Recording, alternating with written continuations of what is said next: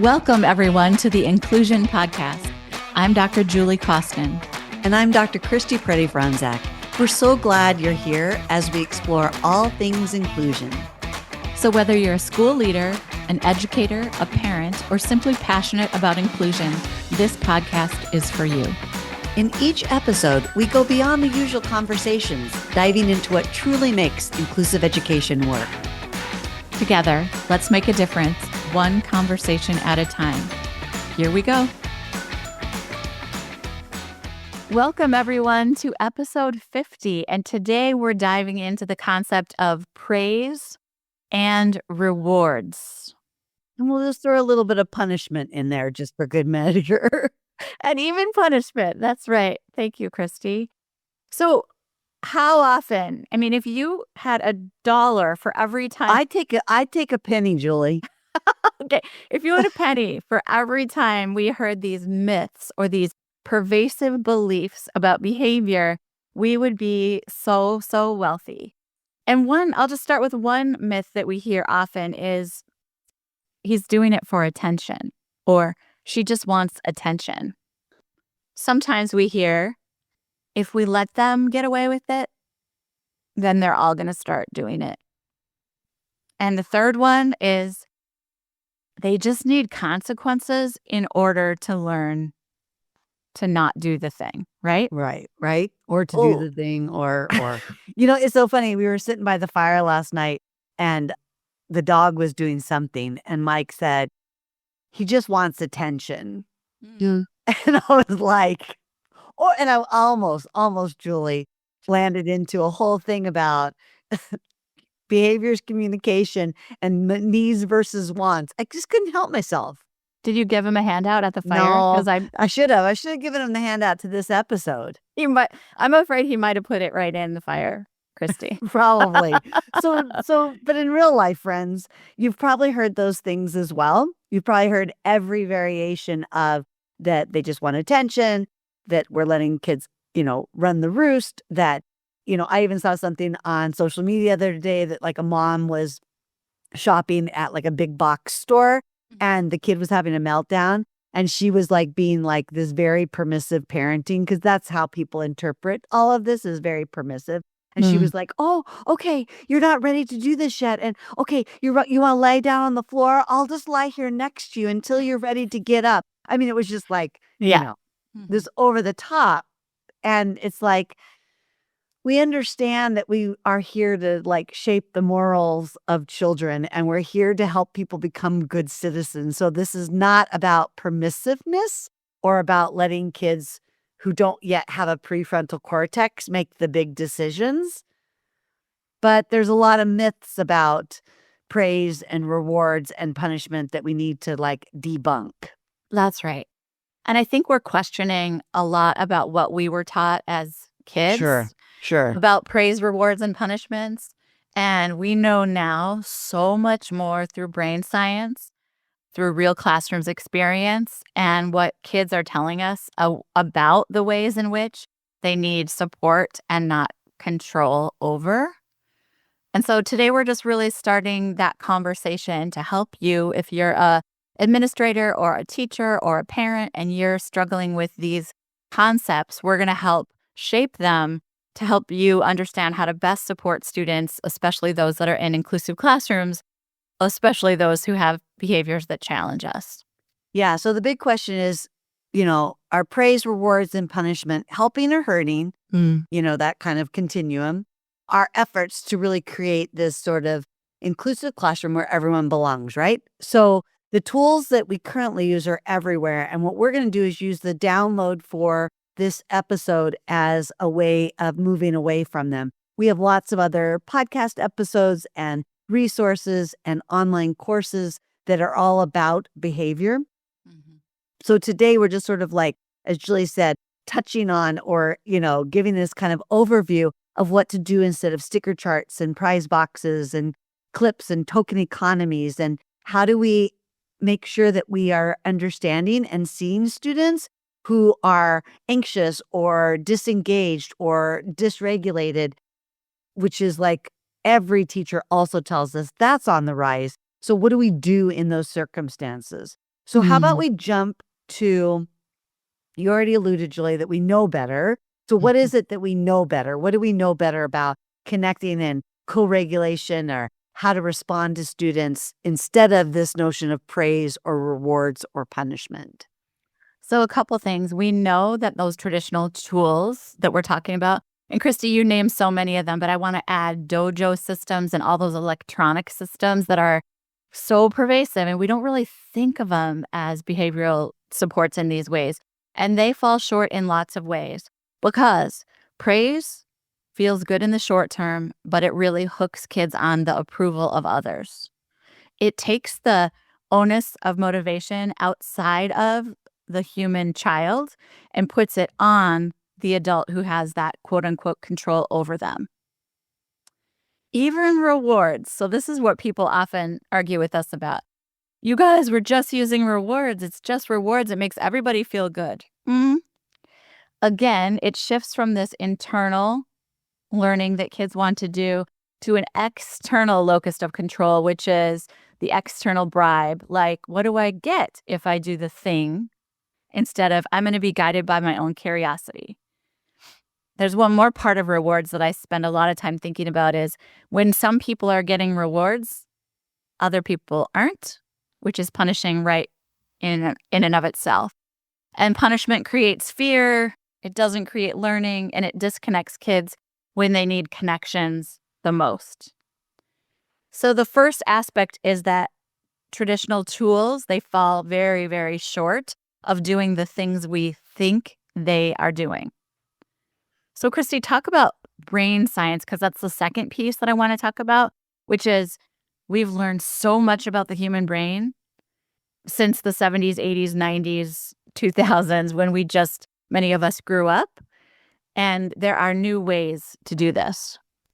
Yeah, and I think that, again, we have other podcasts and online courses that will go deep and wide. So if you're interested, just check out the show notes for this episode and you'll have links to all of our other resources because, in 15 minutes, it's hard to go into all of the pieces and parts, especially if people are like, but this dojo system has worked for me, or I've got a kid you just don't understand, or it's not fair to the other students because it's so disruptive. I mean, there's so many elements to it. And then, of course, Julie, we know people go all the way to kids who are either harming themselves or there's threat of harming teachers or others. And so we understand all of that is in your context. But what Julie and I are really trying to whittle down from the brain research and brain science is that we want to understand that this is a stress response system. So our bodies are this huge complex network, especially our brains. And inside the brain, it's like an air traffic controller that's trying to tell us, go a little higher, go a little lower, slow down, speed up, hold. And all of that's being said all at once. And when you're an educator, you have all these humans in front of you that have their own air traffic control system going on. And it's a lot, but the things get activated so quickly and unbeknownst to even the human that it's happening to. So when we think about how do I respond, we may not understand that the outdated traditional tools that we're using are actually creating more of the behavioral response that we don't want in kids. So that's a long ways to say that there is often a stress response to the current systems that we use trying to help kids stay regulated. Because I think our old-fashioned motivation was to keep kids, I don't want to say controlled, but I do believe it in a lot of ways so that we felt in control. Like it was for our nervous system, if that makes sense, Julie. Like, I don't think I went out and thought, I want these preschoolers to get along and I want these preschoolers to do what I say for any more reason than I wanted to look like I was a good teacher and I wanted to feel like everybody was safe and learning. Yeah. And I think, right, that last piece that you said, safe and learning, it, yeah, sometimes people think the only way humans can feel safe or be learning is when it is a very quiet, controlled environment of which I am in control. Correct. And I really like the idea of an air traffic controller because what you don't realize if you have 32 students in front of you is there's 32 tiny air traffic controllers all managing their own the systems of those Yeah. students. Yeah. And then sometimes the systems that we're using are actually causing red lights on the air traffic controllers. They're just, it's really sending them over the edge. I think one only needs to be a parent sitting around a table talking about a kid's day at school to realize how those systems can be so stressful, because kids will come home and tell you who was on red, who was on blue, who was on green, and why.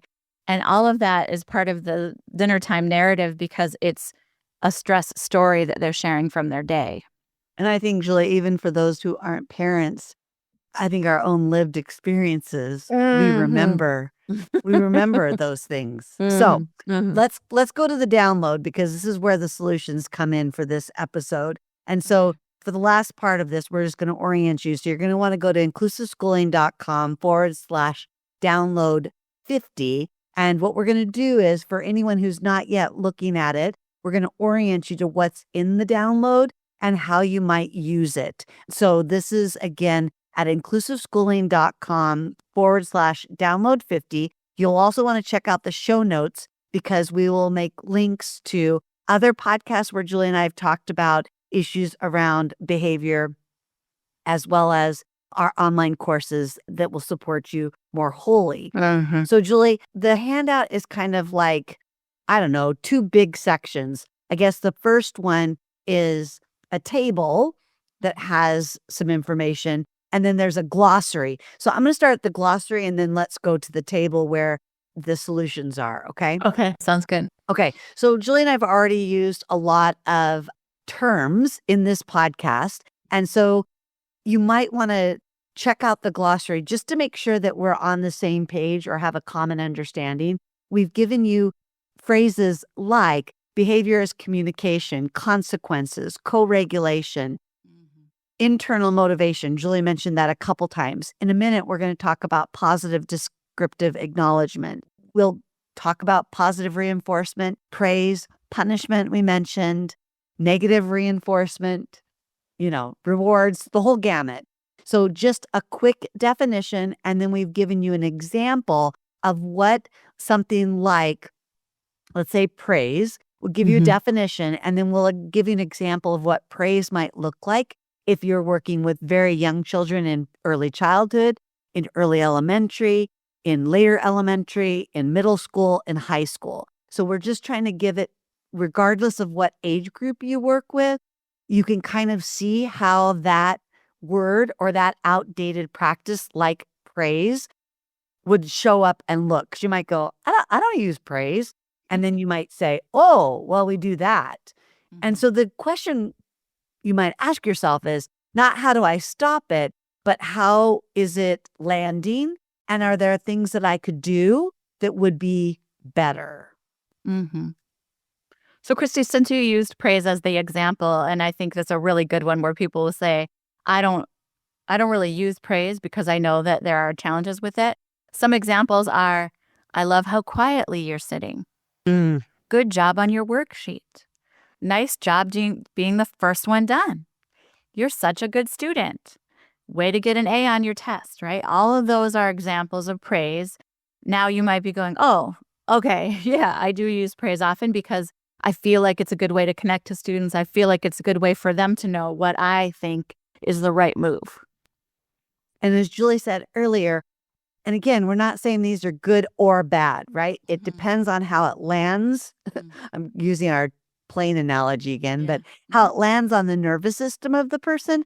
And we got to think about it as sort of like this short-term fix. And we always talk about behavior and regulation being a long-term game. So it might look in the moment that it's helping, but over time, are kids going to be self-motivated and curious, or are they going to be looking for your approval? And then when somebody doesn't provide it, they start to question their own merit. So, Christy, do you want me to go up to the chart at the top just to kind of... Yeah, let's walk through the chart, which is a combination, folks, of these old-fashioned or outdated. I mean, they're not old-fashioned in the sense that we use them all the time, but they're old-fashioned in a way of our thinking about brain science. And so the table is just a quick, instead of doing this, try this and why it works. And it's a combination of this idea of moving away from praise and rewards and punishment. Yeah, so I'll just use praise for the example. So instead of saying, good job, use a positive descriptive acknowledgement like, you worked hard to build that tower. Do you see the difference? So instead of good job or beautiful tower or that's, great work on that tower, you're saying you worked hard, which is just acknowledging what the student did to accomplish the task. And what that does is it builds an internal motivation and a bit of self-awareness, because at that moment, the kid can pause and say, oh, I did work hard on that tower. They can also say, it was easy. I didn't work hard on the tower. But the point is, all of that is allowing for a conversation instead of, I'll tell you my evaluation of this thing. Right? Yeah. Yeah. So here's another one. Ignoring big feelings because they'll get over it. So that's something that often happens is people, and again, we're going to link to some other podcasts that go into deep conversation about planned ignoring. But even if it's just kind of like, they'll get over it, it's not that big of a deal, can do real harm to a person that's like, that was a big deal to me. It's not, it's not, when Julie asks me how things are, or if something upsets me, she doesn't then tell me, oh, Christy, that's not a big deal. You shouldn't be upset about that. She'll do something that is compassionate, or she'll do something that's empathy, or she'll validate my emotions. So in this case, if I'm an educator and I think, they'll get over it, instead, I want to try to validate the emotions. It looks like you're frustrated. I'm here to help. It doesn't matter if I think they should be frustrated, if I think it's over the top of an emotion for the situation. It's just like, it looks like you're frustrated. I'm here to help. And so this is really, it's kind of like Julie just said about self-awareness. It's allowing the student to understand how they might feel, and they can use emotional literacy. So just like when she said, oh, it wasn't that hard at all to build, that's still great. They're not telling you you're an idiot for thinking it was. Or if they go, well, I'm not frustrated, I'm just kind of annoyed. It's just building that literacy and that understanding, that self-awareness, and it builds trust with you. So when it is a big deal, they know that you'll be there in that moment. I love that. You want to pick one more, JC?